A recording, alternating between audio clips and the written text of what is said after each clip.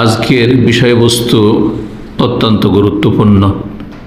সবচাইতে বড় দুশ্মন মানব জাতির, শুধু আমার আপনার কিছু মানুষের নয়, বরং সমস্ত আদম সন্তান, আদম আলাইহিস সালাম থেকে শুরু করে কিয়ামত পর্যন্ত সমস্ত আদম সন্তানের চিরশত্রু, সবচাইতে বড় শত্রু, যেই শত্রু সম্পর্কে আল্লাহ রাব্বুল আলামিন বিশেষভাবে সতর্ক সাবধান করেছেন একাধিক আয়াতে, এবং সেই শত্রুর অনিষ্ট থেকে, সেই শত্রুর ক্ষয়ক্ষতি থেকে আশ্রয় কামনার নির্দেশ দিয়েছেন আল্লাহ রাব্বুল আলামিন। সেই শত্রু হচ্ছে শয়তান, জিন শয়তান, আর তাদের প্রধান হচ্ছে ইবলিস।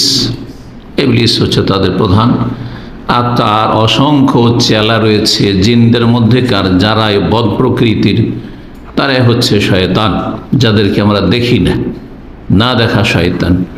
আর মানুষের মধ্যে শয়তানও আছে, যারা শয়তান প্রকৃতির, কিন্তু তাদেরকে দেখা যায়। জি, মানুষ শয়তানের চাইতে বেশি ভয়ানক হচ্ছে জিন শয়তান। এই জন্য বিশেষভাবে আল্লাহ রাব্বুল আলামিন সূরা নাসে এই জিন শয়তানের অনিষ্ট থেকে আশ্রয় কামনা শিখিয়েছেন। কুল আউযু বিরাব্বিন নাস, মালিকিন নাস, ইলাহিন নাস, মিন শাররিল ওয়াসওয়াসিল খান্নাস। এই আল ওয়াসওয়াস আল খান্নাস কুমন্ত্রণা দানকারী, আত্মগোপনকারী। সামনে আসে না যে দুশ্মন, বোঝা যাবে কখন আমার মধ্যে দুশ্মন ঢুকে পড়লো, দুশ্মন কখন আমার ইহকাল পরকাল ধ্বংস করলো ইত্যাদি, কিছু বোঝা যায় না। আল খান্নাস, আত্মগোপনকারী। আল্লাযী ইউওয়াসওয়িসু ফী সুদুরিন নাস মিনাল জিন্নাতি ওয়ান নাস। বিশেষভাবে এখানে জিনের কথাই, কিন্তু জিনের সাথে জিন শয়তানের অনুসারী বহু মানুষ রয়েছে, সেই জন্য নাস আল্লাহ রাব্বুল আলামিন বলেছেন। তো জিন শয়তানের অনিষ্ট থেকে রক্ষার উপায়, আজকের বিষয়বস্তু জিন শয়তানের অনিষ্ট থেকে রক্ষার উপায়, বা জিন শয়তানকে দমন করার উপায়। কোরআনে কারীমের দু একটি আয়াত আপনাদের সামনে বলি, আর তারপরে সে উপায়গুলি 10টি পয়েন্টে পেশ করব। আরও অনেক উপায় রয়েছে, কিন্তু গুরুত্বপূর্ণ যে পয়েন্টগুলি আর আমাদের সময়ের সাথে সামঞ্জস্যতা রেখেই আলোচনা করতে হবে, সুতরাং 10টি পয়েন্টে ইনশাআল্লাহ তাআলা বা 10টি উপায় বলার মাধ্যমে আলোচনা শেষ করব। সূরা ফাতির আয়াত নম্বর 6 আল্লাহ রাব্বুল আলামিন সতর্ক সাবধান করতে গিয়ে বলেছেন, ইন্নাশ শাইতানা লাকুম আদু, নিশ্চয় শয়তান তোমাদের শত্রু। শয়তান তোমাদের শত্রু, আল্লাহ সতর্ক সাবধান করছেন। ফাত্তাখিযুহু আদুওয়া, সুতরাং শত্রুকে শত্রুই মনে করিয়ে। শত্রুকে কেউ যদি শত্রু না মনে করে, দুশ্মনকে কেউ যদি ভাবে যে ও আমার হিতাকাঙ্ক্ষী, তাহলে তো ওর সর্বনাশ হওয়া নিশ্চিত, ওর ধ্বংস ক্ষয়ক্ষতি নিশ্চিত। এই জন্য আল্লাহ রাব্বুল আলামিন সতর্ক সাবধান করছে, ফাত্তাখিযুহু আদুওয়া, সুতরাং তাকে শত্রু হিসাবেই তোমরা জানিও, মানিও। কেন? ইন্নামা ইয়াদু হিজবাহু, এই জিন শয়তান তার দলবলকে, তার দলবল মানুষের মধ্য থেকে যারা অনুসারী, তার দলবল হচ্ছে জিন শয়তানের মধ্য থেকে আহ্বান করে, ডাকে নিজের দলকে। কিসের জন্য ডাকে? ভালো কাজে নয়, ভালো পরিণামের দিকে নয়। লিয়াকুন মিন আসহাবিস সাইর, যাতে করে ওই ইবলিস শয়তান যাবে জাহান্নামে, তার দলবল সবাই, তার অনুসারী সবাই যাতে করে জাহান্নামে যায়। সবকে জাহান্নামে নিয়ে যেতে চাই, কাউকে জান্নাতে যেতে দিতে চাই না। বিশেষ করে আদম সন্তান, তার প্রথম থেকেই আক্রোশ যে আদম আলাইহিস সালামের জন্যই তো আমি মরদুদ বিতাড়িত হইলাম, আর তার জন্যই তো আমি জাহান্নামী হইলাম। সুতরাং তাকে প্রথম চেষ্টা করেছে, কিন্তু ব্যর্থ হয়েছে। আলহামদুলিল্লাহ, আদম আলাইহিস সালাম একটু ভুল করে দিলেও সাথে সাথে সংশোধন করে নিয়েছেন। জি, সংশোধন করে নিয়েছেন। কিন্তু অন্য মানুষরা অধিকাংশই অহরহ ভুল করতে থাকে, সংশোধন করেন না, যার ফলে তালাই হচ্ছে হিজবুশ শয়তান, হিজবহু, শয়তানের দল। ওরাই যারা ভুল করে, ভুল করার পরে সংশোধন করে না, বারবার ভুল করে, কোনো সংশোধন নাই। তারা হচ্ছে শয়তানের দল, তাদেরকে জাহান্নামী বানাতে চায়, তাদেরকে নিয়ে জাহান্নামে যেতে চায়। সূরা বাকারার এইরকমই 208 নম্বর আয়াতে আল্লাহ রাব্বুল আলামিন সমস্ত মুমিন মুসলিমকে সম্বোধন করে বলছেন, ইয়া আইয়ুহাল্লাযীনা আমানু, হে ঈমানদারগণ, উদখুলু ফিস সিলমি কাফা, তোমরা ইসলামে পুরোপুরিভাবে পূর্ণরূপে প্রবেশ করো। ইসলামে পূর্ণরূপে প্রবেশ করলে আর শয়তান সুযোগ পাবে না। জি, উদখুলু ফিস সিলমি কাফা, জীবনের প্রতিটি ক্ষেত্রে, ব্যক্তি জীবনে, বাহ্যিক আভ্যন্তরীণ দুই দিক থেকে। এই নয় বাহ্যিক তো অনেকে, মানুষের সামনে অনেক ভালো মানুষ, কিন্তু ভিতরে তার যে কালো ইতিহাস রয়েছে, সেই ইতিহাস আল্লাহ রাব্বুল আলামিন ছাড়া আর ওই ব্যক্তি যেই এই কালো ইতিহাস রচনা করছে প্রতিদিন, সে ছাড়া কেউ জানে না। গোপন পাপ, মারাত্মক গোপন পাপ। তো ইসলামে পূর্ণরূপে প্রবেশ করা মানে ভিতর বাহির দুটোই ব্যক্তি জীবনের সুন্দর হইতে হবে। ইসলামে প্রবেশ করতে হবে, ব্যক্তি জীবন থেকে শুরু করতে হবে। ব্যক্তি জীবন যখন ঠিক হবে, তখন অন্য ব্যক্তিকে আমি ঠিক করার চেষ্টা করব। নিজেই ঠিক হইতে পারেন না, তো পরকে কি ঠিক করবেন আপনি?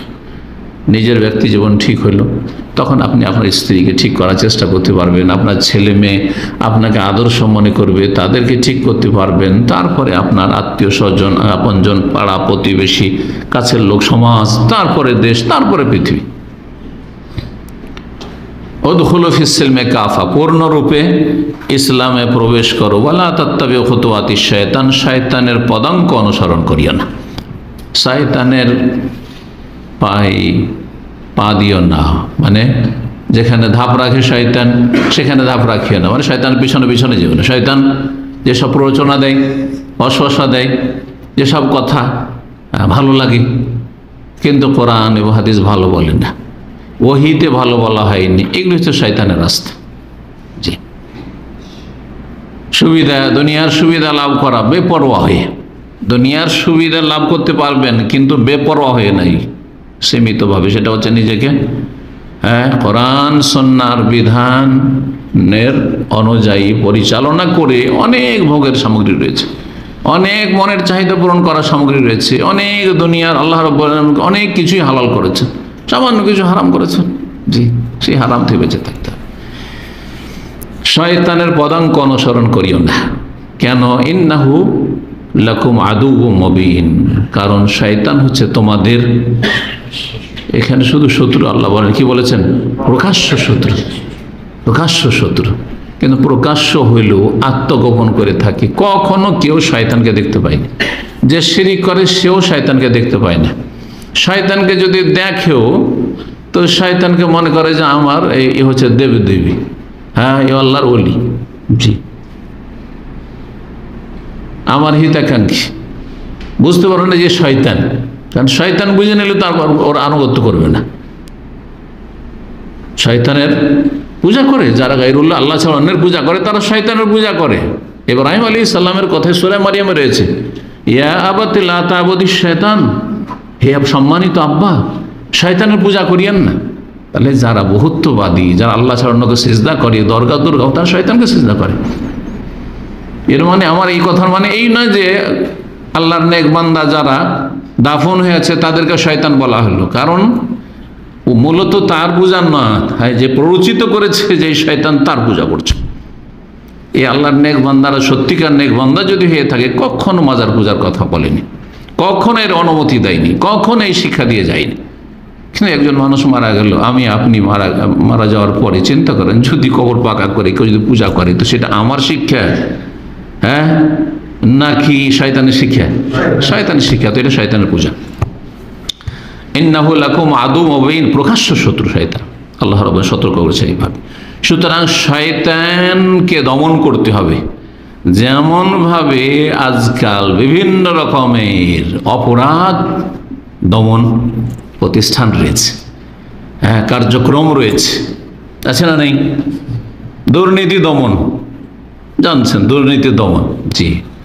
তারপরে রয়েছে আপনার ড্রাগস, জি, মাদকদ্রব্য দমন, যাতে করে দেশে মাদকদ্রব্য আর না ছড়িয়ে পড়ে।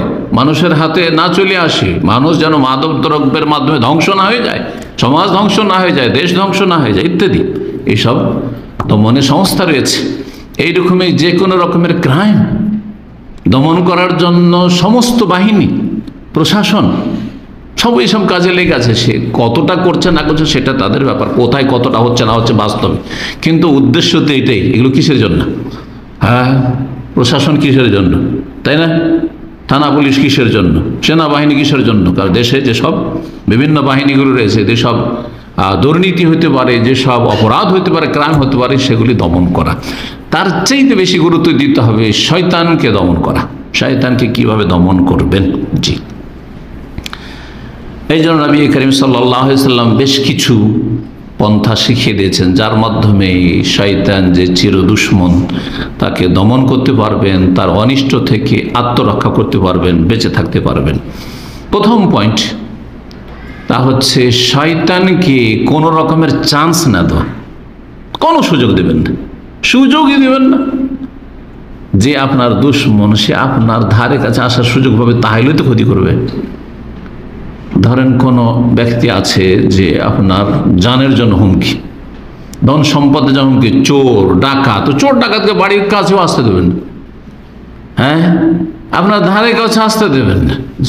না আপনার বাড়িতে ঢুকতে পারবে, না বাড়ির কাছে আসতে পারবে, অথবা বাইরে গেলে আপনার কাছে ধারে কাছে আসতে পারবে, তাহলে আপনার কি করে ক্ষতি করবে? ঠিক ওই রকম শয়তানকে কোনো রকমের সুযোগই দিতে হবে না যে আপনার ক্ষতি করতে পারে। শয়তান সবসময় সর্বাত্মক চেষ্টা করে যে মানুষও এরকমই যেন খবিস হয়ে যায়, যেমন জিন শয়তান হচ্ছে খবিস, জিনের মধ্যেকার শয়তান যেমন খবিস, ঠিক তেমনই চায় যে মানুষও কি হয়ে যাক, খবিস হয়ে যাক, নোংরা হয়ে যাক, পাপী হয়ে যাক। এই জন্য মানুষকে ভালো কাজ থেকে যথাসাধ্য দূরে সরাবার চেষ্টা করে। আপনি যখনই জিন শয়তান যেই সময়গুলিতে, মুহূর্তগুলিতে চান্স নেই আপনাকে খবিস বানিয়ে দেওয়ার, একজন মানুষকে খারাপ পথে পরিচালিত করার, তখন তার সামনে দরজা বন্ধ করে দেবেন, কোনো চান্স দেবেন না। তার একটি হচ্ছে ফজরের সময় যখন ঘুম ভাঙতে যাচ্ছে, সেই সময় এই মর্মে নবী করিম সাল্লাল্লাহু আলাইহি ওয়াসাল্লামের সহিহ বুখারীর হাদিস রয়েছে 1074 নম্বর হাদিস, খুব গুরুত্বপূর্ণ হাদিস। প্রতিদিন, তাহলে প্রতিদিন চান্স নিয়ে থাকে, সবার ক্ষেত্রে, আমার আপনার সবার ক্ষেত্রে শয়তান চান্স নিয়ে থাকে যে দেখি আজকে একে ধ্বংস করব, এর ঈমান আমল ধ্বংস করব, একে জাহান্নামের রাস্তায় নিয়ে যাব, একে জান্নাতের পথ থেকে অপসৃত করব। হাদিসে কি রয়েছে? নবী সাল্লাল্লাহু আলাইহি ওয়াসাল্লাম বলছেন, ইয়াকিদু শাইতানু আলা কাফিয়াতি রাসি আহাদিকুম ইযা হুয়া নামা সালাসা ওয়াকাত। শয়তান গিরা লাগায়, শয়তান গিরা লাগায়, গ্রন্থি বাঁধে। কয়টি? তিনটি। কোন জায়গায় বলছে? আলা কাফিয়াতি রাসি আহাদিকুম, তোমাদের মাথার পেছন দিকে, যে কাফিয়ায়, এই যে মাথার নিম্ন ভাগে যে গর্দন রয়েছে, গর্দনের পিছন দিকটাই, এটাকে কাফিয়া বলা, যেখানে মাথার চুল শেষ হচ্ছে আর তারপরে যে নরম অংশটুকু, এখানে গিরা লাগায়। কেমন করে গিরা লাগায়? এটা গায়ব। কারণ ঈমানের প্রথম শর্ত হচ্ছে আল্লাযীনা ইউমিনুনা বিল গায়ব, যারা না দেখে কি করে? বিশ্বাস করে। না দেখে যেই সেই কথা বিশ্বাস করে নেবেন না ওহীর কথা বিশ্বাস করবেন? ওহীর কথা, আল্লাহর কথা, সেটা আল্লাহ রাব্বুল আলামিন স্বয়ং কোরআনে কারীমে বলেছেন, অথবা রাসূলুল্লাহ সাল্লাল্লাহু আলাইহি সাল্লামকে আল্লাহ বলার জন্য তার কাছে জিবরাইল মারফত ওহী করেছেন, যেটা কোরআনে নেই কিন্তু হাদিসের ওহী। তো এই হাদিসের ওহীতে আছে যে তিনটি গিরা লাগায় মাথায়। এযা হুয়া নামা, যখন মানুষ ঘুমিয়ে যায় তখন, সালাসা ওয়াকাত, তিনটি গিরা, ইয়াদরিবু কুল্লা উকদাতিন, প্রত্যেকটা যে গিরা লাগায়, গিরা বাঁধে, ওতে কি করে? একটা মন্ত্র করে, আলাইকা লাইলুন তাওয়িল, আলাইকা লাইলুন তাওয়িল, তোমার রাত এখনো আছে, এখনো ভোর হয়নি, এখনো ঘুম পুরা হয়নি, আজকাল ছোট রাতে বড় ঈমানের পরীক্ষা। আমি দেখি শীতকালে মসজিদে অনেক লোক থাকছে, আমি যে মসজিদে ফজর সালাত আদায় করি, শীতকালে কমপক্ষে 3 লাইন থাকতো। করোনা জায়গা নয়, করোনাতে তো দূরে দূরে দাঁড়িত, সেটা সেরে যখন দাঁড়াইত 2 লাইন, কমপক্ষে 2.5 লাইন। এখন 1 লাইন হওয়ার পরে তারপরে মসবুক হয়ে দুই একজন লাগে। আমি চিন্তা করি ওই মসজিদে তো সালাত আদায় করছি, কিন্তু রাত দাম্মামের এই গ্রীষ্মকালে